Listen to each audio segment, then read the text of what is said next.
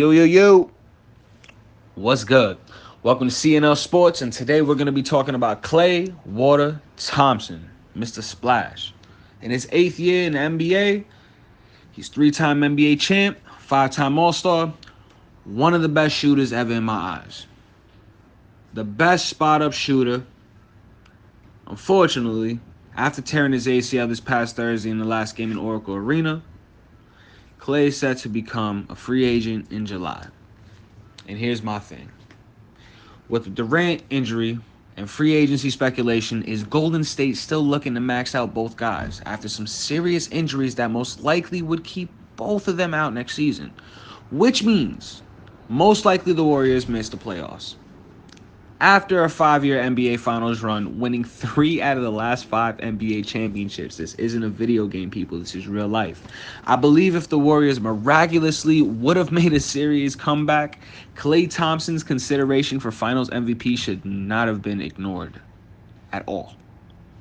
After averaging 21 points per game in the regular season, increases his average to 26 points per game in the NBA Finals on 55% on field goals and 60% from 3. And the 2 games that the Warriors did win, Klay was their leading scorer. And it looked like in Game 6, he was on another way to a fantastic performance. He had 30 points within 2 minutes left to go in the third. He's averaging 33 points per game in elimination games on a ridiculously 65% shooting from the field and 54% from threes. And has also, in my eyes, has been the second most clutch player in this dynasty. After Durant, obviously, proving he's worthy of hitting big shots when all the marbles are on the line, and also defends the best player on the other team, things like this cannot get overlooked in free agency to players honestly, such of this caliber. He's great. Some of you say, he's done, man. He tore his ACL. He won't be the same. In a way, of course, you're right. You're not wrong.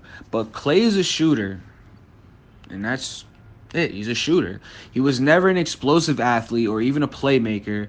So, yes, it will affect him, but not his game as much, as opposed to a player that's more athletic and relies on his athleticism. So, with that said, here's the problem in the Bay Area. I mean, they got more than one, but here's one of them. If Kevin leaves Golden State, they should of course max out Klay and go after veteran shooters and defensive perimeter players. Also, due to the fact that Draymond Green is a free agent, he isn't the best all-around defender anymore. He is only getting older and his perimeter shooting has still yet to improve. Don't take away, though. He's a great rebounder, and he is a great player. In the playoffs, he balled out. We're not going to lie. But he was exposed on his perimeter defense against the Raptors. So I believe you trade him and see your options. Because last thing you need is 3 max players getting older, and only 2 of them are scoring threats and only get production from them. So, with that said, if KD stays, you go after a player that can score and create for others. In my opinion, a Bogdanovic is perfect. Or even a Brook Lopez. Players that aren't great. We don't need blockbuster players. But good defenders, good shooters, and can play the pace and space game under Steve Kerr. Golden State has been a powerhouse in the KD area. They're literally a 2K team. But getting Kevin has put a little damper on their depth. But let's also give a shout out to Iguodala, who balled his NBA Finals, let alone his NBA playoffs, and Shaun Livingston, who's also great off the bench for them. So, with that said, it is really a Kevin Durant game waiting on his decision. Will they be a powerhouse or just another contender? Now, with the Warriors' injuries, the biggest question is, who's next? Because I don't know about y'all, but usually when the Warriors win, it's like, they're definitely winning next year. It's definitely going to be Cleveland and Golden State, LeBron and Curry, but it wasn't like that this year, and it definitely don't look like it's going to be like that next year. So with that said, after, the Lake Show acquiring Anthony Davis and still managing to keep a young, bright star, Kyle Kuzma, the Lakers are starting to look like, well, the Lake Show and an overwhelming favorite in the NBA. The Lakers traded Lonzo, Ingram, Josh Hart, and 3 first-round picks, with one of them being in the lottery. Also having cap space for 2 players this summer, I believe it's time to go after 1 star and work on getting role players for LeBron. I mean, role players are great for LeBron. He made Varejao an all-star. After his best in the world title looked like it was going to KD after 2 finals MVPs. But now it's hard to overlook the Lakers as an upcoming force for at least the last of LeBron's contract. At least.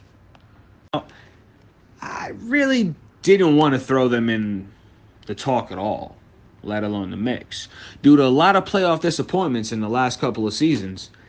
But even the Houston Rockets, this is also a window. Their problem always seemed to be the Warriors. But now with the Warriors looking to be out, it seems like they also have a chance. Let's see what Daryl Morey does. Let's see if he makes any moves. Let's not forget last month, Mr. Everybody can go except for James Harden. I'm pretty sure these injuries that happened in the finals to the Warriors are going to make him bite his tongue and change his narrative, honestly. Now, with the Lakers having to build chemistry, this is a core going into his 3rd season. And Kuzma and LeBron are definitely going to be looking good together. And they're just now waiting to get over that hump. And with a solid Anthony Davis, I think they're in business.